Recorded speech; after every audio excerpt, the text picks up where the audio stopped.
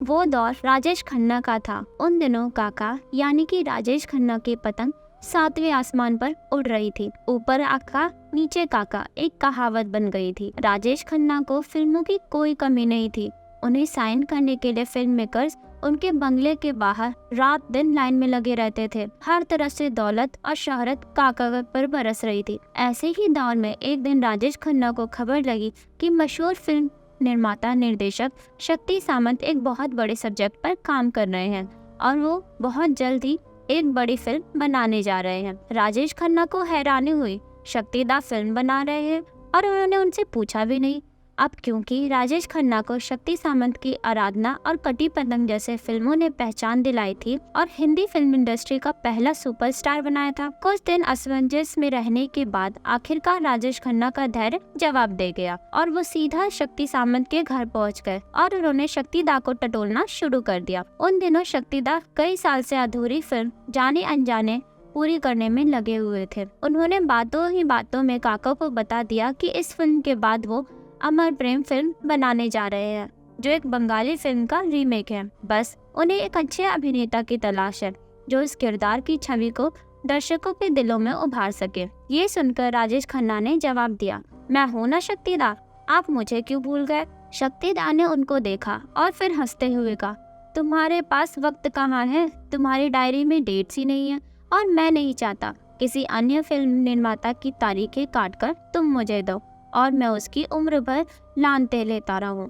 राजेश खन्ना गहरी सोच में डूब गए और उन्हें अच्छी तरह से पता था कि उनके पास डेट नहीं है। अचानक काका को आइडिया सूझा। वो उछल पड़े और बोले, शक्तिदास, समस्या का हल मिल गया। रात 8 बजे के बाद की जिंदगी मेरी है। मैं रात को आपके फिल्म में काम करूंगा। शक्तिदा ने उनसे कहा, सोच लो, ये इतना आसान भी नहीं है जितना तुम्हें लग रहा है। दिन भर की शूटिंग के बाद जब तुम थके होगे तो क्या मेरी फिल्म की शूटिंग कर पाओगे? और दूसरी बात, आज तुम्हारी छवि एक सूटेड बूटेड रंगीन प्लेबॉय टाइप सुपरस्टार की है जो बाग बगीचों में पेड़ों से लिपटकर अपनी हीरोइन से रोमांस करता है, जबकि मेरी फिल्म का नायक एकदम तुम्हारी इमेज से अलग है। वो एक शादीशुदा आदमी होते हुए भी घर जैसी खुशी तलाशने के लिए बदनाम वैश्यालयों के चक्कर लगाता फिरता है। क्या तुम्हारे फैन तुम्हें इस रोल में पसंद करेंगे? यह तुम्हारे करियर के लिए रिस्क भी हो सकता है।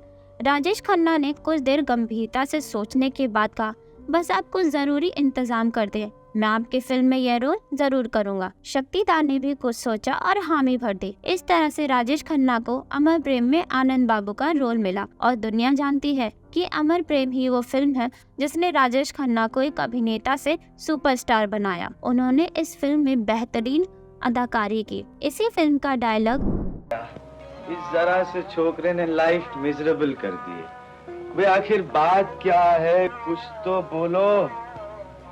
ये लो, फिर तुम्हारी आंखों में पानी।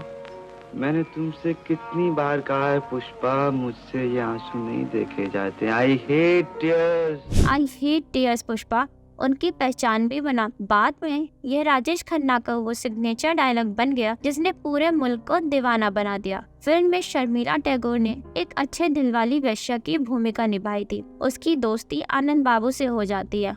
बेटे सैफ अली खान के जन्म के बाद शर्मिला टैगोर द्वारा साइन की गई यह पहली फिल्म थी। ऑफ स्लीव ब्लाउज जो पहली बार 1950 के दशक में अभिनेत्री देविका रानी पहनती थी, उन्हें शर्मिला टैगोर के किरदार पुष्पा द्वारा फिल्म के दौरान पहनने के बाद फिर से फैशन में ला दिया। ये फिल्म पहले बंगाली में निशी पद्मा जो साल 1970 में रिलीज हुई थी इसके नाम से बनी थी। उस फिल्म में मुख्य भूमिकाएं निभाई थी उत्तम कुमार जी और सावित्री चटर्जी ने।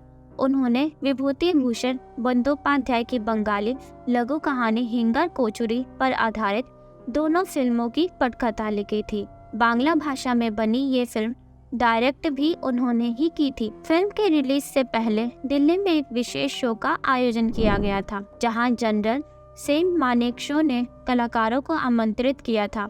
हालांकि अगले दिन ब्लैकआउट की घोषणा कर दी गई क्योंकि 1971 का भारत पाकिस्तान युद्ध शुरू हो गया था। फिल्म को व्यावसायिक रूप से 28 जनवरी 1972 को रिलीज किया गया था। फिल्म अमर प्रेम को रिलीज हुए 52 वर्ष बीत गए। आज ना तो शक्ति सामंत जीवित है और ना ही राजेश खन्ना, लेकिन आज भी जहन में ये सवाल उमड़ता है कि आनंद बाबू की भूमिका काका के सिवाय कोई अन्य अभिनेता कर सकता था। खासकर फिल्म की अंतिम कुछ रीलों में उनका जीवंत अभिनय देखकर यकीन करना मुश्किल होता है कि ये आराधना वाले राजेश खन्ना है। तो कैसी लगी आपको राजेश खन्ना की जिंदगी से जुड़े ये किस्से? ऐसे और भी किस्सों को सुनने के लिए अभी सब्सक्राइब करें हमारे चैनल अनसुने किस्से को।